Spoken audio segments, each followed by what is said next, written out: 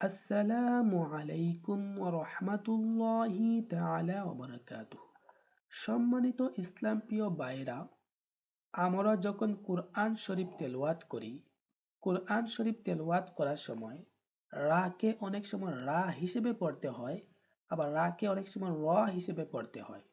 রাকে রা হিসেবে পড়াকে বলা হয় বারিক, আর রাকে র হিসেবে পড়াকে বলা হয় পুর। আমি রাকে কোন কোন সময় রা হিসেবে পড়তে হয় এই সম্পর্কে একটি ভিডিও দিয়েছি। আপনারা এই ভিডিওটি দেখার আগে ওই ভিডিওটি দেখে আসবেন, তাহলে রাকে কোন কোন অবস্থায় র হিসেবে পড়তে হয় সেটা সহজেই বুঝে ফেলবেন। প্রথমেই যে নিয়মটি রয়েছে, সাধারণত রার উপরে যদি জবর অথবা পেশ থাকে, উক্ত রা পুর করে পড়তে হবে। যেমন উরুবা, আতরাবা। এখানে রার উপরে পেশ রয়েছে, এখানে রার উপরে জবর রয়েছে, এজন্য রাকে র হিসেবে পুর হিসেবে পড়তে হবে। দ্বিতীয় নাম্বার যে নিয়মটি রয়েছে, রার উপরে যদি সাকিন থাকে এবং তার আগের হরফের উপরে যদি জবর থাকে অথবা পেশ থাকে, উক্ত রাকে পুর করে পড়তে হবে।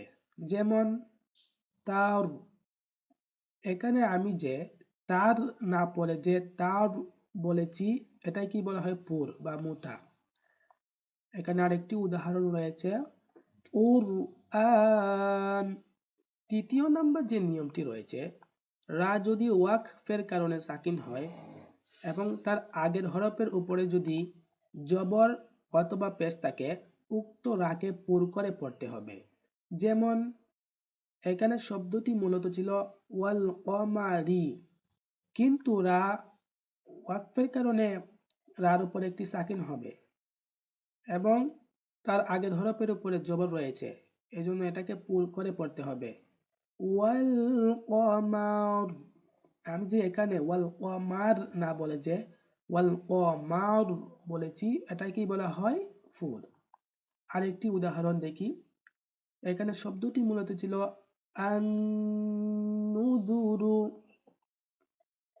কিন্তু রাটি তামার কারণে রার উপরে একটি সাকিন হবে অস্থায়ী এবং তার আগের হরফের উপরে পেশ রয়েছে, এর জন্য এই রাকে পুর করে পড়তে হবে। আন-নুযুর।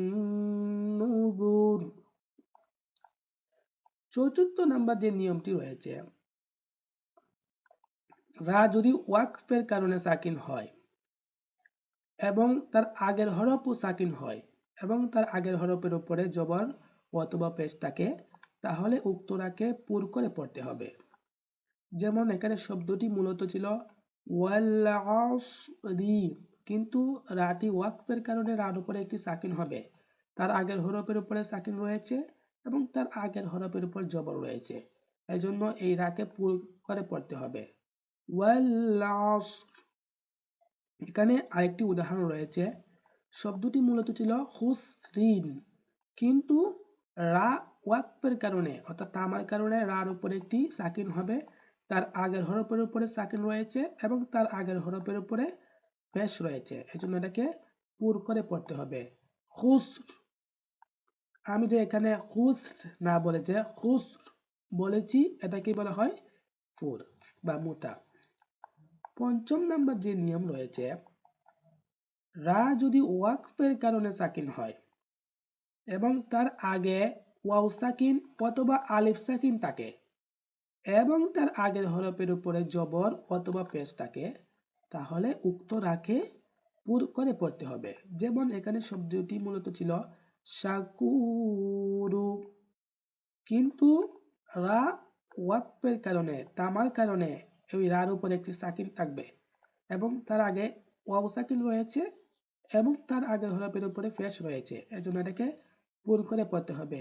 শাকুর। আরেকটি উদাহরণ দেখি, এখানে শব্দটি মূলত ছিল আবে র,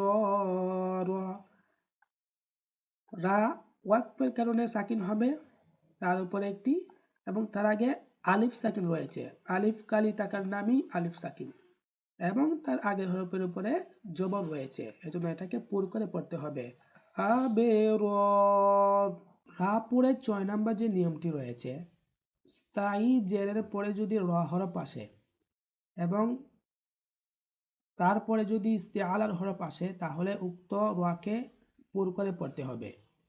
যেমন এখানে যে উদাহরণটি রয়েছে, প্রথমেই রয়েছে আসল জের বা স্থায়ী জের, তারপরের হরফটি যেটি রয়েছে সেটি হলো র, এবং তারপরের যে হরফটি রয়েছে সেটি হলো ইস্তেআলার হরফ তোয়া। ইস্তেআলা যে 7টি হরফ রয়েছে, এর মধ্যে একটি হরফ হলো তোয়া। এজন্য এই রকে পুর করে পড়তে হবে। কিভাবে পড়তে হবে? ইরতাস। এখানে আমি যে ইর না বলে যে ইর বলেছি, এটা কি বলা হয়? পুর। আরেকটি উদাহরণ দেখি। এখানে মূলত রয়েছে স্থায়ী জের এবং তারপরে হরফটি হলো রোয়া এবং তারপরের হরফটি হলো ইস্তেআলার হরফ সাদ। এজন্য এই রকে পুর করে পড়তে হবে। কিভাবে পড়তে হবে? মির সাদে। এখানে আমি যে মির না বলে যে মির বলেছি, এটা কি বলা হয়? পুর। আরেকটি বিষয়, অস্থায়ী জেরের পরে যদি র হরফ আসে তাহলে উক্ত র হরফকেও পুর করে পড়তে হবে। যেমন শব্দটি মূলত ছিল ইরতাবু। এই শব্দটির মধ্যে মিমের উপরেও সাকিন রয়েছে, আবার র উপরেও সাকিন রয়েছে, অর্থাৎ পাশাপাশি সাকিন রয়েছে। এখন এই শব্দটি উচ্চারণ করতে একটু কষ্ট হয়, এজন্য হেদায়াতুন নাহুর কায়দা মতে যদি পাশাপাশি দুইটি সাকিন একত্রে থাকে তাহলে প্রথম যে সাকিন রয়েছে এই হরফের নিচে একটি জের দিয়ে পড়তে হবে। সেজন্য আমরা এই শব্দটি থেকে এই শব্দটিতে রূপান্তরিত করেছি। প্রথম যে সাকিন বিশিষ্ট হরফ রয়েছে তার নিচে জের দিয়ে। এজন্য এটা তো আসল জের নয়, কারণ এটা আমরা অস্থায়ী জের দিয়েছি। এটাকে বলা হয় অস্থায়ী জের। যে এটি শব্দটি মূলত ছিল এই শব্দটি, এটা থেকে আমরা অস্থায়ী জের দিয়ে এই শব্দে রূপান্তরিত করেছি। এটাকে বলা হয় অস্থায়ী জের। এবং এই জন্য বলা হয়েছে অস্থায়ী জেরের পরে যদি র হরফ আসে তাহলে এই রকে পুর করে পড়তে হবে। কিভাবে পড়তে হবে? আমিরতাবু। এখানে আমি যে আমির না বলে যে আমির বলেছি, এটা কি বলা হয়? পুর।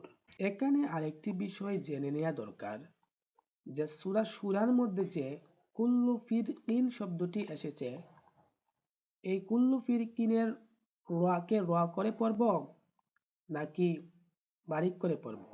আসুন জেনে নেই। কুল্লু ফিরকিন এই শব্দটির মধ্যে রোয়ার উপরে সাকিন রয়েছে এবং তার আগের হরফের নিচে আসল জের রয়েছে এবং তার পরের হরফটি হলো ইস্তেআলার হরফ কফ। এজন্য অনেকে বলেছেন এখানে পুর করে পড়তে হবে, যেহেতু ইস্তেআলার হরফ এসে গেছে। তবে ইস্তেআলার হরফের নিচে জের থাকার কারণে অনেকে বলেছেন বারিক হবে।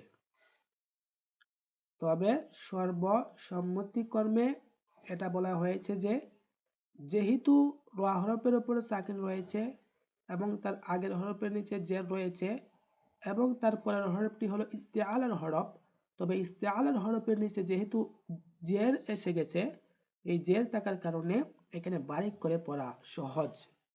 এখানে বারিক করে পড়তে হবে।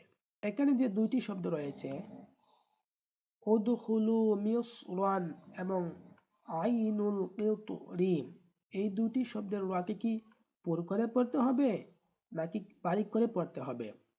আসুন জেনে নেই। এখানে দেখেন দুইটি শব্দের যে রোয়া রয়েছে, এই রোয়াটি ওয়াকফের কারণে সাকিন হবে এবং এই দুইটি শব্দেরই রোয়া হরফের আগে যে হরফটি রয়েছে, দুইটি শব্দেরই আগের হরফটি হলো ইস্তেআলার হরফ। এখানে র হরফে যে আগের হরফটি রয়েছে সোয়াদ, এটা ইস্তেআলার হরফ। এখানে র হরফের আগের হরফ যেটি রয়েছে সেটি হলো তোয়া ইস্তেআলার হরফ। যেহেতু ইস্তেআলার হরফ এসেছে, এখন কি রা পুর করে পড়তে হবে নাকি বারিক করে পড়তে হবে? কেউ বলেছেন পুর করে পড়তে হবে, আবার কেউ বলেছেন বারিক করে পড়তে হবে। তবে সম্মানিত কারিম সাহেবগণ একটি সমাধান দিয়েছেন যে উদখুলু মিসরান, এখানে এই শব্দটি মিলিয়ে পড়ার সময় রোয়ার উপরে জবর রয়েছে, এই দিকে লক্ষ্য রেখে কারি সাহেবগণ বলেছেন যে এই উদখুলু মিসরান এর রোয়াকে পুর করে পড়তে হবে, এবং আইনুল কিতিরি এখানে ফসল করার সময় মিলিয়ে পড়ার সময় রোয়ার নিচে যে রয়েছে এই দিকে লক্ষ্য রেখে এখানে বারিক করে পড়তে হবে।